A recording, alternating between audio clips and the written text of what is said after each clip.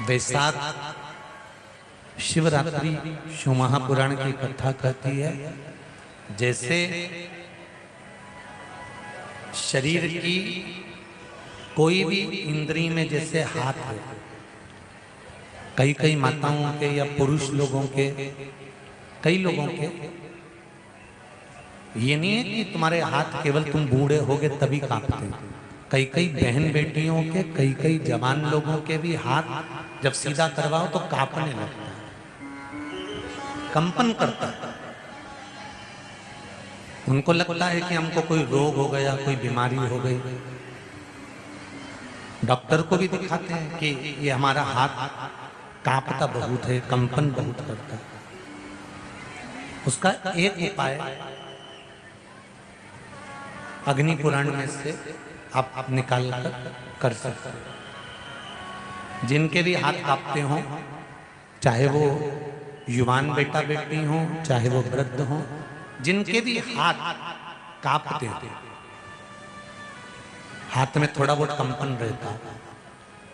और ऐसे कई लोग हैं, केवल हम उनको नहीं कहेंगे कि बुजुर्ग लोगों के ही कांपते हैं, बहुएं हैं, बेटियां हैं, कई काम करने वाले जो होते हैं, जिन दिन रात दुकान पर बैठते हैं, काम करते हैं, उनके भी हाथ में थोड़ा कंपन आने लगता है।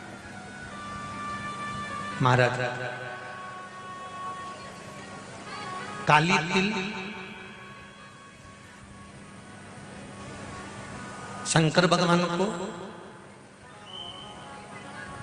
किसी भी सोमवार के दिन समर्पित कर देते। उस काली तिल को चढ़ाने के बाद एक बेलपत्री, एक शमी पत्र शिव जी को चढ़ाना। बेलपत्री और शमी पत्र को उठाकर जहां से पानी, शिवलिंग जलाधारी, ये पानी बहने का स्थान, जहां से पानी नीचे की ओर जाता है, बेलपत्री और शमी पत्र को उठाकर जहां से पानी नीचे की ओर जाता है, वहां उस पत्ती को रख दे। काली तिल को वापिस जलाधारी पर से शिवलिंग पे से उतार कर लेकर आ जाए और उसको डब्बी में रख लें। सुबह उठने के बाद में, मुंह धोने के बाद में, नाश्ता करने से पहले या कुछ भी खाने से पहले मुख में 2 दाने वो काली तिल के हाटकेश्वर महादेव का नाम लेकर, कौन से महादेव? हाटकेश्वर महादेव का नाम लेकर 2 दाने उस काली तिल के खाना चालू कर दीजिए। 8 दिन 9 दिन कर लो, हाथ में कंपन आना बंद हो जाएगा और आपका हाथ धीरे धीरे ठीक हो जाएगा। माताओं से निवेदन, बड़ा सुंदर भाव से फिर निवेदन करूंगा, जिसका बेटा, जिसका बच्चा मंद बुद्धि हो, विवेक काम नहीं कर रहा हो, बुद्धि काम नहीं कर रही, चित्त काम नहीं कर रहा, बहुत चिड़चिड़ा, बहुत उचिष्ट, विवेक काम नहीं कर रहा, बुद्धि काम नहीं कर रही। हां, यहां तक शिव महापुराण की कथा कहती है, एक बीमारी होती है जिसमें नसें शरीर की काम करना बंद कर देती है, और वो उस बीमारी का इलाज पूरे बाहर विदेश में भी नहीं है, जिसमें धीरे धीरे धीरे धीरे नाड़ियां, नसें बंद होती चली जाती है, पांव हाथ काम करना बंद कर देता है, फिर वाणी कम हो जाती है, नयन दिखना बंद हो जाता है, शरीर बेकार। उसके लिए भी कोई मंदबुद्धि है, उसके लिए भी शिव महापुराण की कथा कहती है, हफ्ते 2 हफ्ते में कभी सोमवार के दिन, भले मट्टी का बर्तन तुम्हारे घर में नहीं हो, घर में कोरा सा दिया भी हो, कोरा दिया, दिया कोरा मतलब उसमें दीप ना लगा हो, मट्टी का नया दिया, उसमें अगर आपने थोड़ा पानी भरकर रख भी दिया और उसमें गलते गलते वो पानी ज़्यादा नहीं भी बचा, 2 बूंद भी बचा है, और वो 2 बूंद भी अशोक सुंदरी वाली जगह पर चढ़ा है, और वही पानी जिसकी विवेक, जिसकी बुद्धि, जो मंद बुद्धि कहा जाता है, उसको अगर बेलपत्री के साथ में वो जल की 2 बूंद भी उसको दी जाए तो वो विवेकवान बनता चले जाता, उसकी बुद्धि काम करना प्रारंभ करती। कितना भी मंद बुद्धि हो, पड़ा रहता हो, पड़ा है, मुंह से राल बह रही है, वो बोल नहीं पा रहा, शरीर विग्रह बेकार बिल्कुल, उसके लिए भी ये कार्य करता। शिव पर चढ़ा हुआ मट्टी के पात्र का जल सुख प्रदान करता है। बैसाख के महीने में पीपल के वृक्ष के नीचे, बेलपत्री के वृक्ष के नीचे, तुलसी के पौधे के नीचे, आंवले के नीचे, बट वृक्ष के नीचे, शमी वृक्ष के नीचे जल चढ़ाने का महत्व हमारे यहाँ बैसाख शिवरात्रि शिव महापुराण में मिलता है।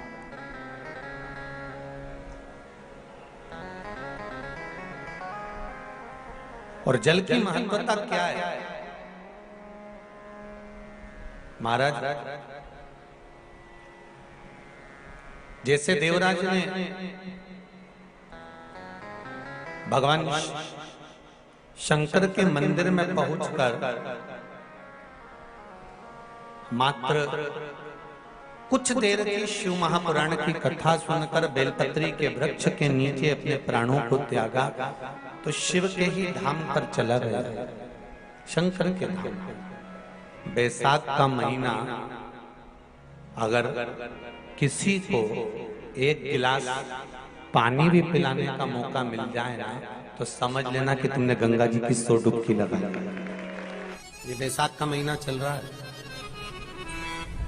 बैसाख के महीने में मिट्टी के पात्र में जल रखा जाता है और मिट्टी के पात्र का जल शिव जी को समर्पित किया जाता है। बैसाख चरित्र स्कंद पुराण में उठाकर पढ़ना कि आखिर मिट्टी के पात्र का जल बैसाख के महीने में शंकर को क्यों चढ़ाया जाता है। अगर मिट्टी का पात्र भी नहीं हो, तुम्हारे घर में मटका हो, सुरई हो, वो भी नहीं हो, तो एक दिए में मिट्टी के पानी भर लो और वो पानी तांबे के कलश के अंदर जो पानी है उसमें मिला लो। पर मिट्टी का जल शिव जी को क्यों चढ़ाया जाता है? स्कंद पुराण के अंदर बैसाख महत्व में लिखा कि जो अधोगति में मर गया होता है, अचानक मर गया होता है, एक्सीडेंट में मर गया होता है, उसकी जीने की और तमन्ना थी, अचानक कोई बीमारी लग गई और मर गया, कोई बड़ी बीमारी लगने के कारण चला गया, उसको बहुत कुछ करना था पर मर गया। उसके लिए बैसाख महीने में शंकर भगवान को जब हम मिट्टी के पात्र का जल समर्पित करते हैं तो वो जीव तड़पता नहीं है, कहीं भटकता नहीं है। उसको गया में पितरों में मिलाया कि नहीं मिलाया, बद्र विशाल में ब्रह्म का पाली करी कि नहीं करी, कभी पिंडदान कभी तर्पण तिलांजलि हुई कि नहीं हुई, पर मिट्टी के पात्र का जल बैसाख महीने में शिव जी को चढ़ाया जाता है तो वो जीव कहीं पर भी हो उसकी मुक्ति हो जाती है, उसका मोक्ष हो जाता है। भले एक दिए, अगर आपके पास मिट्टी का मटका नहीं है, आपके पास मटका नहीं, सुराई नहीं, मटकी नहीं, मिट्टी का कोई पात्र नहीं, कोई कारवा नहीं, तो आप दिए के अंदर भी जल भरकर उसको तांबे के लोटे में मिलाकर शिव जी को चढ़ा सकते हो। बैसाख महीने में जिस नारी के गर्भ में बच्चा 1-2 महीने का, 4 महीने का किसी का गिर गया हो, बच्चा चले गया, 2 महीना, 4 महीना, 6 महीने का समाप्त हो, उसको चढ़ाना चाहिए बैसाख महीने में शिव को। बेलपत्री का फल, उसका जैसे गुर्दा, उसके अंदर का जो भाग होता है बेल का, वो गुर्दा,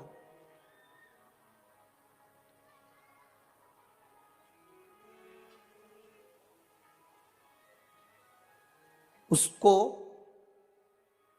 अग्नि में जलाकर उसकी भस्म तैयार कर कर छान कर जब जब आपके यहां विद्वान ब्राह्मण शिव जी का अभिषेक कराते हैं, पूजन कराते हैं, तो उसमें लिखते हैं पूजन के साहित्य में बेलपत्री, धतूरा, दुर्वा, ये उसमें नीचे लिखेंगे भस्म। लिखते कि नहीं लिखते? लिखते हैं ना, भस्म अभिषेक में चाहिए रहती। तब उस भस्म का थोड़ा सा भी भाग आप अगर शिव को समर्पित कर रहे हो तो ये जान लें कि शंकर मनवांछित फल प्रदान कर रहे हैं, शिव फल प्रदान कर रहे हैं।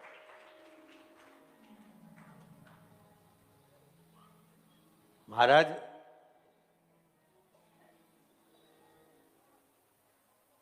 बेलपत्री के वृक्ष के नीचे बैठकर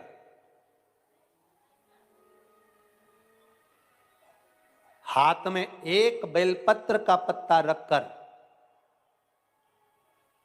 आप पंचाक्षर मंत्र नमः शिवाय, ओम नमः शिवाय या श्री शिवाय नमस्तुभ्यम या महामृत्युंजय मंत्र का स्मरण कर रहे हो, पर डंडी का भाग अपनी ओर, बेलपत्र की बीच वाली पत्ती का भाग बीच वाली उंगली की ओर रखकर अगर आप स्मरण कर रहे हैं और अपनी कामना कर कर बेलपत्री के वृक्ष के नीचे बैठकर उस पत्ते को सम्मुख रखकर बाबा से विनय कर कर एकांत में उस बेलपत्री के वृक्ष की छांव में, बेलपत्री के वृक्ष की छांव आप कामना कर कर उस पत्ते को शंकर भगवान के ऊपर समर्पित कर रहे हैं, तो ये जान कर रखें कि पार्वती और शिव का मिलन करवा रहे हैं और अपनी मनवांछित फल कामना पूर्ण करवा रहे हैं। क्योंकि शिव और पार्वती का जब मिलन होता है, शंकर पार्वती जब एक दूसरे के सम्मुख में होते हैं, शिव और पार्वती जब एक दूसरे के सामने अपने बच्चों के कारण एक दूसरे के सम्मुख में आते हैं, तो उनके चेहरे पर प्रसन्नता का भाव आ जाता है। तो फल, मनवांचित फल की कामना आप जिस कामना के लिए कर रहे हो, विवाह के लिए, नौकरी के लिए, सर्विस के लिए, व्यापार के लिए, रोग मुक्ति के लिए, आप जिस कामना से कर रहे हो, बस उससे कहकर कभी सोमवार का दिन हो, क्योंकि शंकर जी को सोम प्रिय है, सोमवार का दिन, चंद्र का वार शिव जी को प्रिय है, शिव जी को प्रिय है।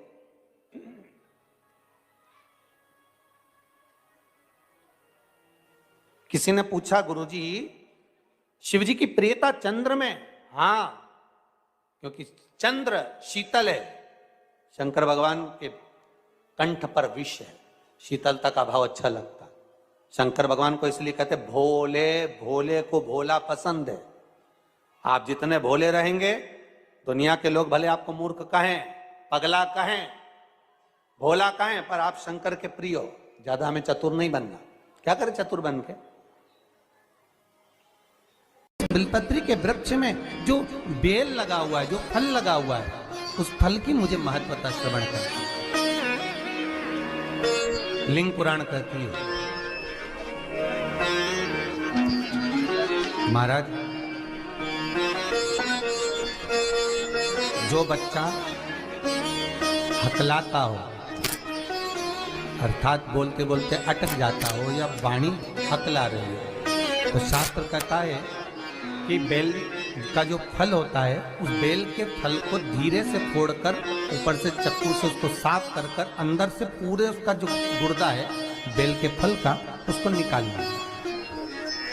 और उस बेल के फल का जो गुर्दा है उसको निकाल कर वो खाली कर लीजिए बेल का।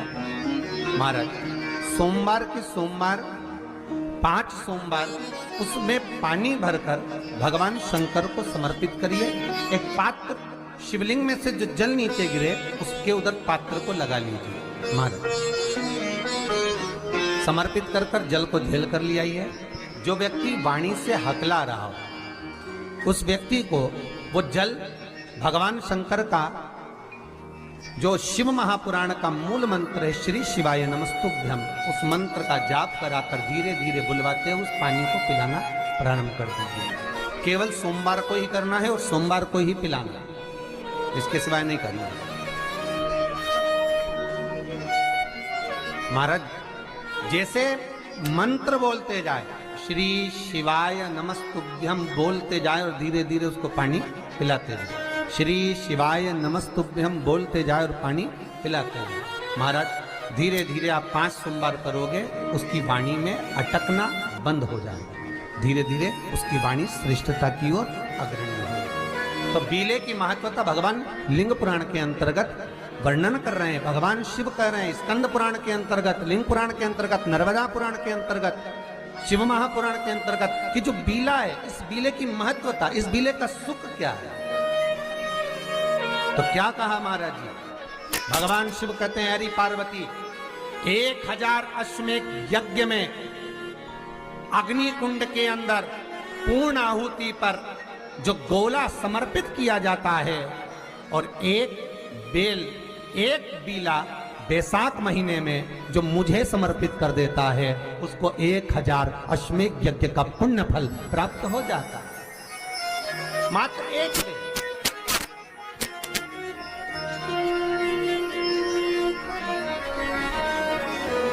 बहुत अच्छे से समझना महाराज, फिर समझ लीजिए। केवल सारे शिवलिंग में एक नर्मदेश्वर महादेव ऐसे होते हैं जिन पर कुछ भी चढ़ाओगे तुम खा सकते हो। भगवान को अगर भोग लगाया तो तुमने खा लिया। भगवान के शिवलिंग को अगर कोई वस्तु टच हो गई तो तुम पा सकते हो। मिठाई हो, चूरमा हो, लड्डू हो, पेड़ा हो, गुलाब जामुन हो, इमरती, भजिया, पकौड़ा, फल फ्रूट जो भी होगा वो पा सकते हो। पर नर्मदेश्वर शिवलिंग को छोड़कर शिव महापुराण के अंतर्गत विद्धेश्वर संहिता में लिखा हुआ है कि बाकी के जितने शिवलिंग होंगे उसको अगर कोई वस्तु टच हो गई तो वो खाने के लायक नहीं रहती, वो सांसारिक मनुष्य नहीं खा सकता। शंकर के मंदिर का प्रसाद संसार का मनुष्य उसको ग्रहण नहीं कर सकता। उसको केवल बैरागी, त्यागी, जिसने घर छोड़ दिया, परिवार छोड़ दिया, अपने कुटुंब कबीले को छोड़ दिया, केवल वही पा सकता है। ये शिव महापुराण की विद्धेश्वर संहिता कर रही है। साथ के महीने में पीला चंदन को घिसकर थोड़ा सा उसमें गुलाब की पत्ती का रस डाला या गुलाब का इत्र डाला या गुलाब जल डाला, घिसने के बाद वही चंदन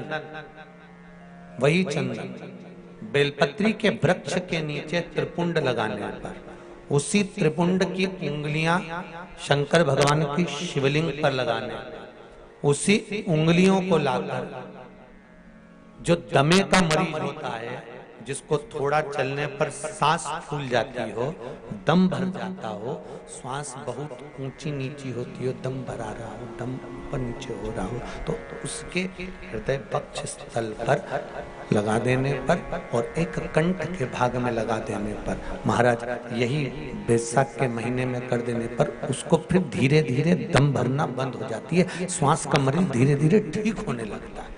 ये दम के मरीज के लिए शंभु आप जब करोगे स्वयं स्वतः के लिए तो वो सुख आएगा।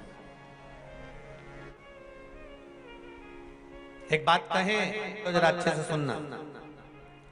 बेटा अगर गलत मार्ग पर जा रहा है, बेटी अगर गलत मार्ग पर जा रही है, बच्चे अगर गलत मार्ग पर जा रहे हैं, घर का कोई सदस्य कहीं मदिरापान में, कहीं वेश्यावृत्ति में, कहीं जुए में, कहीं मांसाहार में, कहीं डब्बा में, कहीं आदि गलत मार्ग पर पड़ रहा है, जुआ खेलने बैठा है, पत्ते खेलने बैठा है, कुछ गलत काम करने बैठ रहा है, और तुमको थोड़ी सी भी भनक लग जाए, थोड़ी सी भी भनक लग जाए कि ये व्यक्ति गलत मार्ग पर जा रहा है, समझना, और समझना क्या, प्रयास करना, उसको सत्संग तक ले जाना, उसको कहीं कथा तक, सत्संग तक, मंदिर तक, देवालय तक, शंकर के दरवाजे तक लेकर जाने का प्रयास करें। गलत मार्ग पर चलने वाला व्यक्ति अगर शंकर भगवान पर एक लोटा जल, मात्र थोड़ा सा इत्र डालकर, कोई भी इत्र जो तुम्हारे पास में हो वो डालकर, अगर इत्र भी ना मिले तो किसी फूल की पंखड़ी को डालकर शिव को समर्पित करने लगता है, महीना भर लगता है, उसका मार्ग विभाजन हो जाता है, गलत मार्ग से सत मार्ग की ओर चले जाता है। आप उसको शिव भक्ति में लगा दो, आप उसको शंकर की भक्ति में लगा दो, आप उसको शिव स्मरण में लगा दो, आप उसको शिव भक्ति की ओर लेकर चले जाए।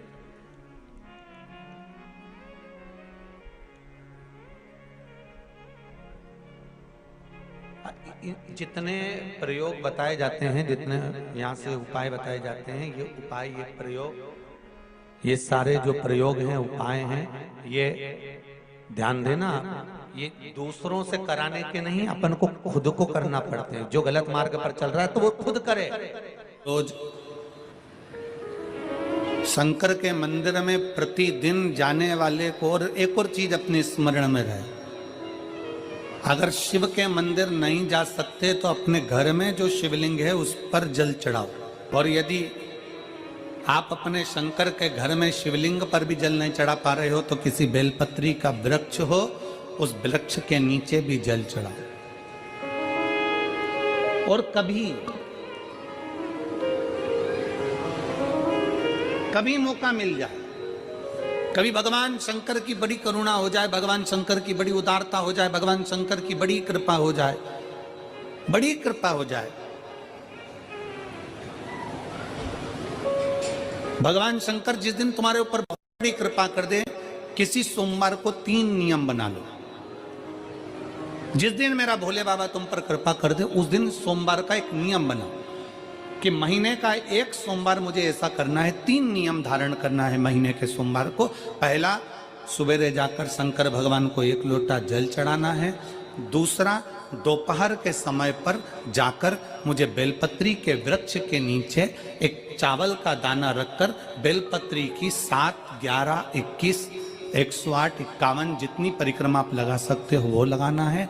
और तीसरा, बेलपत्री के वृक्ष के नीचे और शंकर के मंदिर के दरवाजे पर मुझे एक घी का दीपक लगाना है। बस ये 3 नियम जिसने महीने में एक बार ले लिया, समझ लो उसको पीछे हटने की जरूरत ही नहीं, वो आगे ही बढ़े। महीने के किसी एक सोमवार का ऐसा नियम बना लो कि मुझे 3 नियम धारण करना है महीने के किसी भी एक सोमवार को। हम ये नहीं कहेंगे कि तुम सोमवार 5 पढ़ रहे हैं तो 5 को करो, 4 पढ़ रहे हैं तो 4 को करो, 3 पढ़ रहे हैं तो 3 को करो। तुम तो महीने का एक सोमवार का नियम बना। और मेरी जीजियों से, मेरी बेटियों से जो विदेश में रह रही हैं, जो कहीं बाहर रह रही हैं, कहीं बड़े शहर में रह रही हैं, जो रोज मंदिर नहीं जा सकते, हर किसी महीने के एक सोमवार को भी ये नियम निर्धारण करते, तो उनसे कहेंगे कि 3 महीने में एक सोमवार का नियम बना लो। 3 महीने में नहीं बना सकते तो 6 महीने में एक सोमवार का नियम बना लो। और 6 महीने में नहीं बना सकते तो 1 साल में एक सोमवार का ऐसा नियम बना लो कि मैं साल का एक सोमवार ऐसा रहूंगी कि सुबह सोमवार के दिन मंदिर में जाकर जल चढ़ाऊंगी, दोपहर में जाकर बाबा को एक अक्षत का दाना रखकर, अक्षत का मतलब है कि बाबा मेरी दिनों दिन उन्नति करना। बेलपत्री के वृक्ष के नीचे जो अक्षत रखा जाता है वो उन्नति के लिए रखा जाता है। शंकर के शिवलिंग पर जो अक्षत रखा जाता है वो रोग मुक्ति के लिए रखा जाता है। अशोक सुंदरी पर जो अक्षत रखा जाता है वो संतान प्राप्ति के लिए रखा जाता है। षडानंद कार्तिकेय की ओर जो अक्षत रखा जाता है वो हमारे बच्चों की सुख समृद्धि के लिए रखा जाता है। विनायक की ओर, गणेश जी की ओर जो अक्षत रखा जाता है वो हमारे घर में कोई मंगल कार्य आ जाए उसके लिए रखा जाता है। और जो पीठिका होती है जिसपे शिवलिंग रखा होता है, पार्वती जी का हस्तकमल, उस पर अक्षत रखा जाता है तो नारी के अखंड सौभाग्य के लिए रखा जाता है। अक्षत रखने का भी तरीका है। एक चावल का दाना कहाँ रखा जाता है, क्यों रखा जाता है, कैसे रखा। अब कई लोग कहते हैं गुरुजी ये शिव महापुराण में आप ये नियम बताते हो, तरीका बताते हो। हम तो उनसे कहेंगे डॉक्टर के पास जाओगे तो डॉक्टर भी गोली लिखकर ये नहीं कह देगा कि ये सारी गोली एक साथ खा जा। डॉक्टर भी कहेगा ये गोली सुबह खाना है, ये गोली शाम को खाना है, ये गोली दोपहर में खाना, ये गोली भूखे रहकर खाना। बोलो सही है कि गलत है? ये रात्रि को खाना खाने के बाद खा लेना, ये खाना खाने के पहले, ये नाश्ते के पहले। और सुनो, ये दवाई, ये वाली पीछे वाली जो दवाई लो ना इसको दूध से लेना, ये वाली जो दवाई लो ना इसको पानी से लेना। और सुनो, ये डब्बी है इसको पानी में मिलाकर फिर पीना। दवाई लेने का भी तरीका है, उसी तरह शिव महापुराण में एक एक अक्षत का भी तरीका है और एक एक बेलपत्री का भी तरीका है। अब मान लो कई लोग कहते हैं गुरुजी आप ये तरीका बताते हो शिव पुराण के माध्यम से, कई लोगों के मन में संशय जागता है, तो अगर हम एक साथ चावल चढ़ा दे तो उसका क्या तरीका है? तो हमारा निवेदन है डॉक्टर जो दवाई ले एक ही बार में निपटा जाए, एक ही बार में खा ले। दवाई एक बार में पूरी खा गए असर नहीं करेगी, इसमें डॉक्टर का कोई दोष नहीं है। उसने तो बताया था ऐसे लेना, ऐसे लेना। और तुमने, मैं डॉक्टर साहब ने पूछा दवाई पूरी ली, शाम की दवाई भूल गई थी, सवेरे की दवाई भूल गई थी, ये दवाई भूल गई थी। डॉक्टर कहेगा हमने तो नियम बताया था, तुमने नहीं खाई तो असर कहाँ से करेगी? तुम असर कब करती है? जब हम पूजन के तरीके को जान जाएं, जब हम अर्चना के तरीके को जाएं। आप साल भर का एक सोमवार निकाल लो, 6 महीने का एक सोमवार निकाल लो, 3 महीने का एक सोमवार निकाल लो, महीने का एक सोमवार निकाल लो, अपने से दिल में बन जाए तो एक सोमवार ऐसा निकालो जिसके 3 नियम धारण हो। पहला, उसी सोमवार जिसको कर रहे हो उस दिन सुबह जल चढ़ाना। दूसरे, दोपहर के समय पर जाकर बेलपत्री के वृक्ष के नीचे एक चावल का दाना रखना। और परिक्रमा बेलपत्र की जितनी तुमसे बन जाए, जितनी तुम्हारे शरीर की कैपेसिटी हो, जितना तुम्हारा शरीर चलते बन जाए। हम तो ये भी नहीं कहते कि तुम भूखे रहकर भगवान का भजन करो, हम कभी नहीं कहते। हम तो यहां तक कहते हैं, हमारे पुष्टि मार्ग में यहां तक कहा गया कि वल्लभ कुल की एकादशी करो, भले बकरी जैसे चरो पर एकादशी करो। हम तो यहां तक कहते हैं कि बहुत समय से कल मेरी एकादशी है, एकादशी है, एकादशी है, एकादशी है, पूरे घर को हिलाकर रख दिया, एकादशी है, एकादशी, एकादशी है। बहू टेंशन में, बेटा डिप्रेशन में, पति पपीता ला ला के, सेव फल ला ला के, मूंगफली का दाना ला ला के, काजू कतली ला ला के, सेव फल ला ला के, और सारा सामान, साबूदाना और खिचड़ी और ना चिप्स ना जाने क्या क्या ला ला के, बेचारा पति एकादशी आती है वो नौमी से चिंता में पड़ जाता है।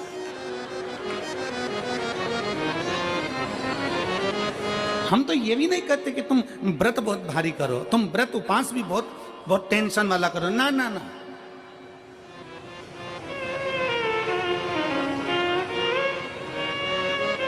अपने को व्रत उपास भी इतना बहुत बहुत भूखे रह रहे हो, बहुत प्यासे रह रहे हो, और मालूम पड़े कि भगवान हमें मिलेगा, भगवान हमें मिलेगा। भगवान कहता है कि देख भाई, मैं भी भूखा नहीं रहता, तू भी भूखा मत रहे, मैं भी चकाचक रहता हूँ, तू भी चकाचक रहे, मैं भी अपने। और भगवान शंकर तो ये भी कहते हैं कि अपना परिवार भी मत छोड़ो। मेरे पास में पार्वती भी, एक ही देवता है जो विद फैमिली मंदिर में बैठता है। शंकर जी हैं तो पार्वती जी है, तो गणेश जी हैं, तो कार्तिकेय जी हैं, तो नंदी है, सब मंदिर के अंदर चाहिए। शंकर भगवान अपने पूरे परिवार के साथ। शंकर जी तो ये कहते हैं अकेले तुम क्यों रहते हो। शिव जी की एक बात अपने ध्यान में रखना, कितनी सुंदर बात है शंकर भगवान की, बहुत ध्यान में रखिएगा। आप जौहरी नहीं हो, हीरे को नहीं परख सकते। हम भी जौहरी नहीं है, हम हीरा को नहीं समझ सकते।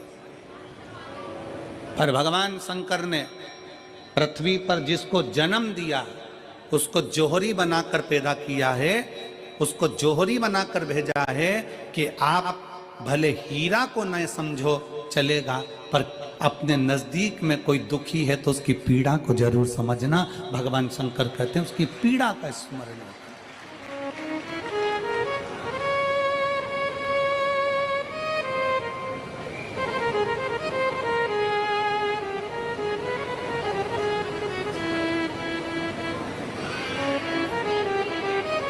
हीरा को समझो ना समझो, पर पीड़ा को जरूर समझिए। किसी के दर्द को जरूर समझिए, किसी के दुख को जरूर समझिए, किसी की तकलीफों को जरूर समझिए। पशुपतिनाथ का व्रत करते हो आप, 16 सोमवार का व्रत करते हो आप, संकट सोमवार का व्रत करते हो आप, शिवरात्रि का व्रत करते हो, सोमवार की अष्टमी का व्रत करते हो। उन व्रतों में सारे व्रत करो, मना नहीं है, पर उस व्रत में अपना पूर्ण समर्पण परमात्मा के प्रति रखो। केवल खाना छोड़ा है, अन्न छोड़ा है, भोजन छोड़ा है, और दिन में सुबह से लेकर शाम तक 2-3 बार तुमने कुछ ना कुछ पाया है, वो व्रत हो सकता है आपकी दृष्टि में। पर हमारी दृष्टि में व्रत कौन सा है।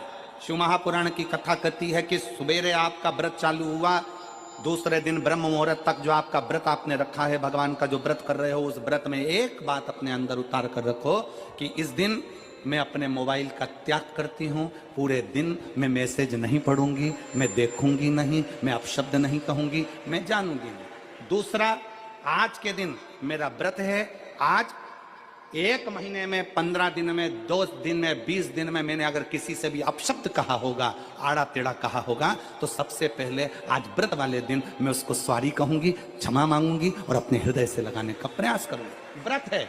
व्रत का तीसरा अंश, आज मेरा व्रत है, मैं आज के दिन किसी को भी अपशब्द नहीं बोलूंगी, किसी के लिए आड़ा टेढ़ा नहीं बोलूंगा। आज जितना बन सकेगा मैं सात्विक जीवन जीऊंगा। चौथा, आज मेरा व्रत है, आज के दिन मैं झूठ नहीं बोलूंगी, ना झूठ बोलूंगा सुबह से लेकर शाम तक। और पांचवा, आज व्रत वाला दिन है, जितना फलार मैं करूंगी उसका पैसा जोड़ूंगी कि 15 रुपए का मैंने साबूदाना खाया, 10 रुपए का बटाटा खाया, ये खाया वो खाया, सारा हिसाब लगाकर 55, 60, 70 रुपए जितने होते हैं उसमें से एक अंश निकालकर मैं उसका एक भाग किसी गौशाला में जाकर गाय को चारा जरूर दूंगी।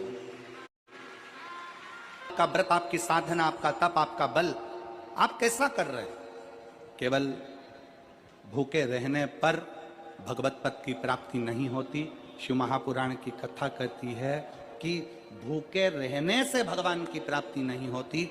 शिव पुराण की कथा कहती है भगवान को पाने की भूख बढ़ाने से भगवान की प्राप्ति होती है। भीतर से परमात्मा को पाने की भूख बढ़ाइए, भगवान को पाने की भूख बढ़ाओ भीतर से।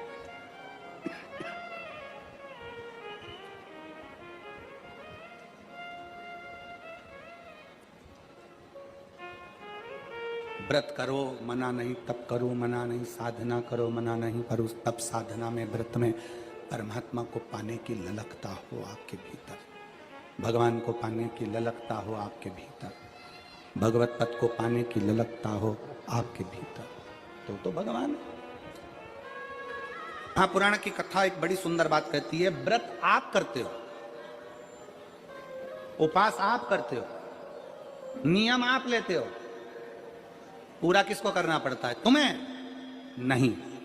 व्रत आप करते हो, उपास आप करते हो, नियम आप लेते हो और पूरा देवदिन करते हैं, भगवान शंकर करते हो। बस इतना जरूर याद रखें कि जैसे कुछ प्राप्त हो भी गया तो शिव को धन्यवाद देकर शंकर के दरवाजे पर जाते रहना, यह हमारा कर्तव्य है।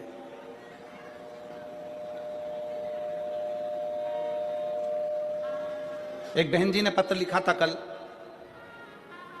उस पत्र में बहन जी ने लिखा कि शिव महापुराण तप का मतलब क्या होता? चलिए उपास का मतलब बताओ। खाना छोड़ देना व्रत नहीं है, दूसरे का धन छुड़ाकर खाना छोड़ देना व्रत है। शिक्षा दे देना, किसी को चिकित्सा की जरूरत है उसकी चिकित्सा में थोड़ा सा धन लगा देना,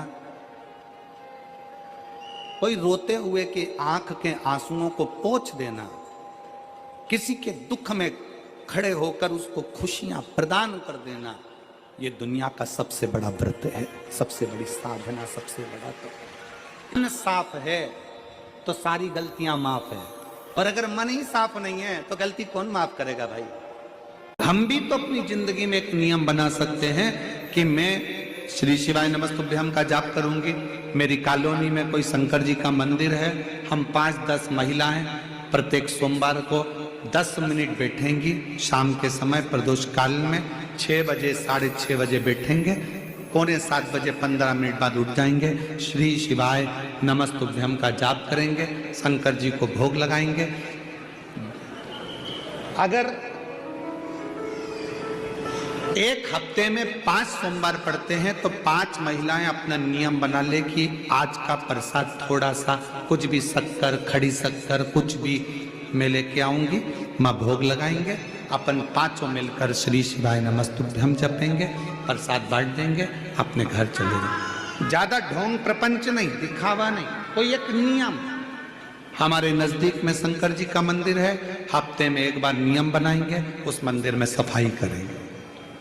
हफ्ते में एक बार नियम बनाएंगे, अपने नजदीक के शंकर के मंदिर को साफ करेंगे, क्लीन करेंगे। एक नियम अपने अंदर बनाओ शिव के प्रति।